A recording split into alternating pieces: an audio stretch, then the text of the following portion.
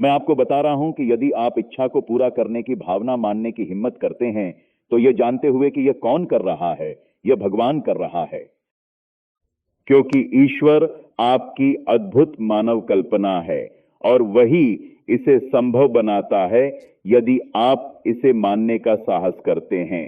जब आप इस सत्य को मानते हुए चलते हैं, जीवन की सच्चाइयों को नजरअंदाज करते हुए, यह आपकी दुनिया की वास्तविकता में बदल जाता है।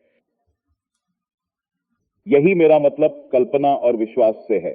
इसलिए ये वास्तविकताएं हैं जिनसे हम अपनी दुनिया को बनाते हैं। एक आदमी को लें जिसे ड्राफ्ट किया गया है।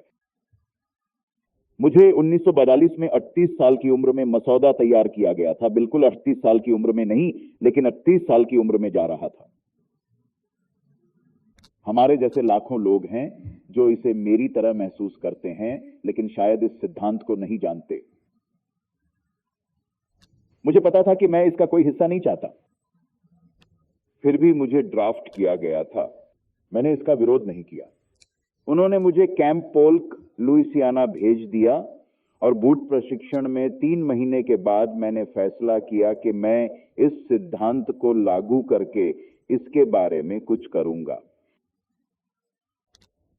मैंने सबसे पहले एक माननीय डिस्चार्ज के लिए पूछा, क्योंकि वॉशिंगटन से एक विनियमन आया था, लेकिन यदि कोई व्यक्ति 8 मार्च 1943 से पहले 38 वर्ष से अधिक था तो वह पात्र था। उन्होंने यह नहीं कहा कि यह स्वचालित है। अगर उसके कमांडिंग ऑफिसर को लगता है कि उसे अपनी कंपनी में उसकी जरूरत है। यह फैसला कमांडिंग ऑफिसर के साथ अंतिम था। आप इसे किसी ऊंचे पदाधिकारी के पास अपील नहीं कर सकते। आप इसे सीधे जनरल को नहीं ले जा सकते। तो अगर आपका कमांडिंग ऑफिसर, जैसे वह एक कर्नल हो, कहे कि आपको उसकी बटालियन में चाहिए, तो वही होगा। ठीक है, मैंने इस तथ्य के आधार पर आवेदन किया कि मैं पात्र था या मैं 1 मार्च 1943 से पहले 38 का था, और यह मेरे कमांडिंग ऑफिसर द्वारा अस्वीकृत और हस्ताक्षरित वापस आया। ठीक है, यह अंतिम लगता है, लेकिन इस दुनिया में कुछ भी अंतिम नहीं है। यदि आप जानते हैं कि ईश्वर कौन है, यदि आप जानते हैं कि आपकी खुद की अद्भुत मानव कल्पना ईश्वर है, तो आप बाहर की ओर कुछ भी स्वीकार नहीं करते हैं जो आपकी अद्भुत इच्छा से टकराव करता है। इसलिए मैं सम्मानजनक रूप से सेना से छुट्टी पाना चाहता हूं और वह काम करना चाहता हूं जो मैं अब कर रहा हूं, क्योंकि मैंने इसे उस काम पर वापस लौटने से पहले किया था। इसलिए उस रात यहां वह कागज था जिसे मुझे उस दिन मिला था और कर्नल थियोडोर बिल्बो जूनियर को अस्वीकृत और हस्ताक्षर किए। उनके पिता मिसिसिपी के सीनेटर बिल्बो थे। अपने बैरक में इन पुरुषों के साथ रहते हुए मैं न्यूयॉर्क के अपने अपार्टमेंट में होने का एहसास कर रहा था। जब मुझे ड्राफ्ट किया गया तब मैंने अपनी पत्नी और नवजात बेटी को पीछे छोड़ा। मेरे बेटे ने स्वेच्छा से काम किया और वह ग्वाडालकनाल में समुद्री सैनिकों के साथ था और उन्होंने मुझे उठाया और मुझे ड्राफ्ट किया गया और मेरी छोटी लड़की का जन्म उस वर्ष जून के अंत में हुआ था। मेरी पत्नी और छोटी बेटी तब मात्र कुछ महीनों की थी और इसीलिए मैं कल्पना करता हूं कि मैं घर हूं, मेरी पत्नी उस बिस्तर पर है, मैं इस बिस्तर पर हूं और मेरी छोटी लड़की वहां पर पालना में है। और फिर मैं बस सोचता हूं कि मैं अपार्टमेंट से गुजर रहा हूं। एक शानदार 7 कमरे का अपार्टमेंट था जहां मैं एक कमरे से दूसरे में गया और परिचित वस्तुओं को छुआ। और मैंने खिड़की के माध्यम से देखा और मैंने वॉशिंगटन स्क्वायर देखा और मैंने अपने दाईं ओर देखा और मैंने चेक्सवीन एव देखा। सभी जगह से गुजर कर मैं अपने बिस्तर पर लौट आया और इसे अपनी कल्पना में सजीव किया। लेकिन मैंने इसे वास्तविकता का स्वर दिया, संपूर्ण रूप से इसे महसूस किया, इतना असली बनाया कि लगा जैसे न्यूयॉर्क में अपने अपार्टमेंट में हूं। लेकिन मैंने सुनिश्चित किया कि मैं वहां नहीं था।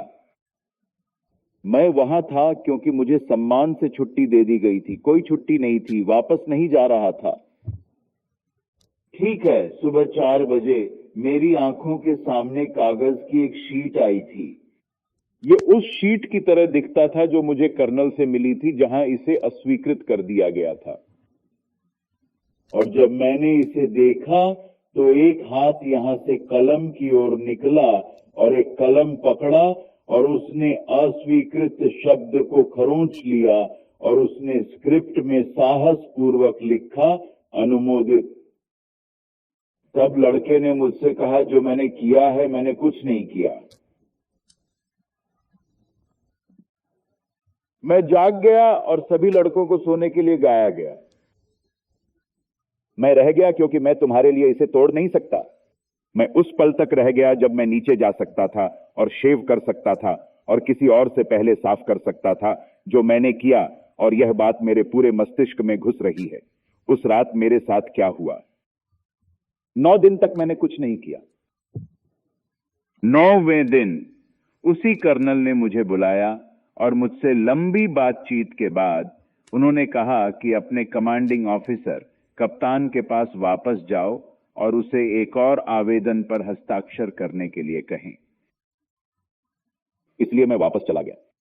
अंतराल में कुछ नहीं किया और फिर दूसरे आवेदन पर हस्ताक्षर किए। कर्नल ने अनुमोदन दिया और उसी दिन मैं कैंप पोप लुइसियाना से न्यूयॉर्क शहर की ट्रेन में था।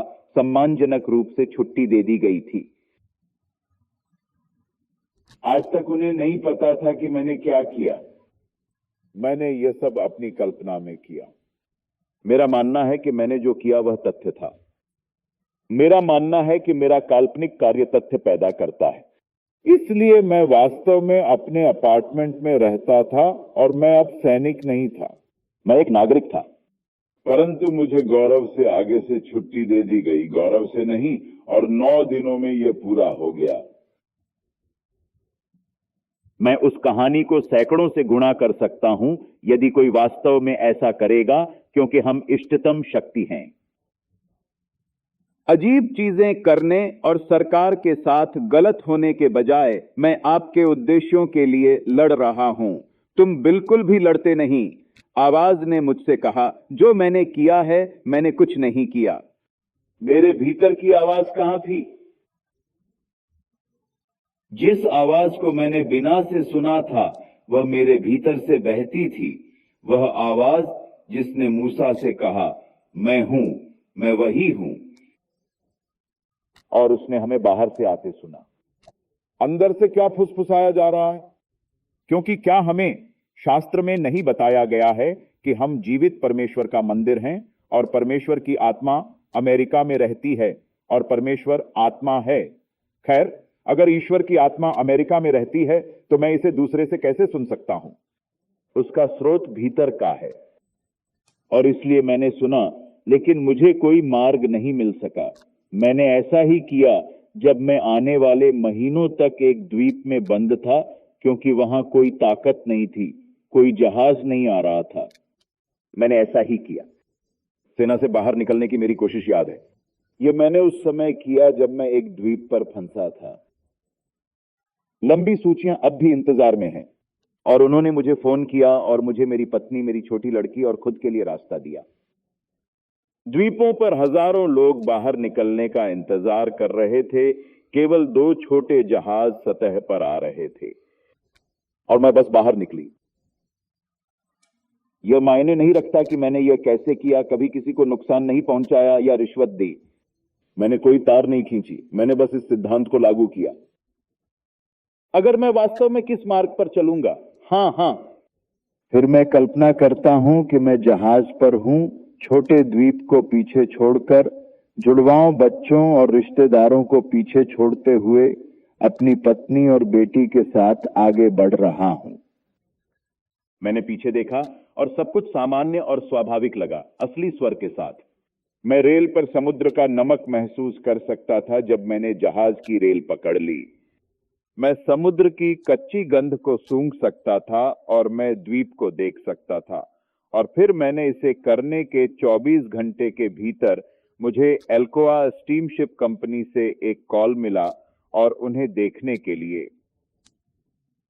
मैं नीचे गया और उन्होंने कहा कि आपके लिए एक मार्ग उपलब्ध है, 2 बिस्तरों के साथ, जिसमें मां और छोटी लड़की सो सकती हैं और आप भी। और इसलिए 2 बंक थे और यह प्यारा जहाज है छोटा, केवल 60 विषम यात्रियों को ले जाते हैं। लेकिन मैंने नौकायन किया और समय पर वापस आया, क्योंकि मैंने 1 मई को सितंबर मिलवॉकी जाने के लिए प्रतिबद्ध था और मैं वहां पहुंच गया, वहां समय पर पहुंच गया। इसलिए मैंने सभी को भगवान पर विश्वास करने के लिए कहा। परंतु भगवान आपके बाहर कुछ नहीं है। ईश्वर आपकी अद्भुत मानव कल्पना है। यदि आपके पास कोई अलग देवता है तो वह झूठा है।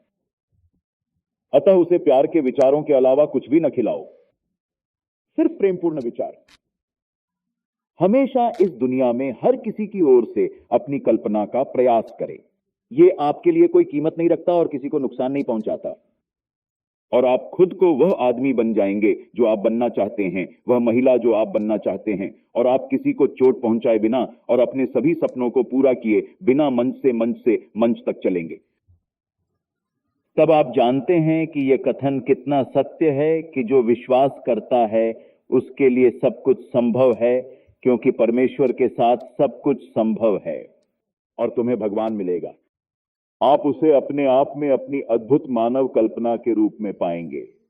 वह ईश्वर है, जैसा कि शास्त्र में इतना स्पष्ट रूप से कहा गया है। शास्त्र में कॉल के साथ बर्तन, और बर्तन शब्द का मतलब कल्पना है। बर्तन के घर क्यों जाकर देखें कि वह ऐसा कैसे करता है।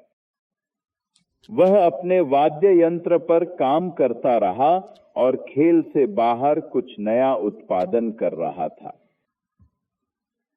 परंतु उसके हाथ में जो बर्तन था वह खराब हो गया और उसने उसे दूसरे बर्तन में फिर से काम किया जैसा कि उसे अच्छा लगा। उसने उसे नष्ट नहीं किया, उसे नहीं छोड़ा, उसने इसे दूसरे बर्तन में फिर से काम किया। आप उसे अपनी कल्पना में आकार देते हैं, जैसा दुनिया देखेगी। आपने जो किया है उस पर विश्वास करते हैं और वह आपकी छवि पर अमल करेगा। इसलिए आप किसी को ऐसी चीज के रूप में न छोड़ें जिसे इलाज नहीं किया जा सकता, जिसे इस संसार में सही नहीं किया जा सकता है। आप उसे अपने दिमाग में ठीक बनाते हैं, क्योंकि बर्तन आपकी खुद की अद्भुत मानव कल्पना है। और आपके पास जो भी बर्तन है, चाहे वह आदमी हो या खुद, देखें कि यह प्यारा है कि आप वास्तव में वह आदमी हैं जो आप बनना चाहते हैं। कि वे गोलबाउट, वे कौन हैं, वे क्या होना चाहते हैं, और इसके बारे में एक अच्छी विशद कल्पना रखते हैं। इस दुनिया में आप वास्तव में क्या चाहते हैं और चीजों का एक निश्चित दृष्टि जैसा कि उन्हें होना चाहिए। और उन सबको अपने मन की आंखों में ठीक रखें और उस तरीके से विश्वास करो जिसे कोई नहीं जानता। वे सब आएंगे।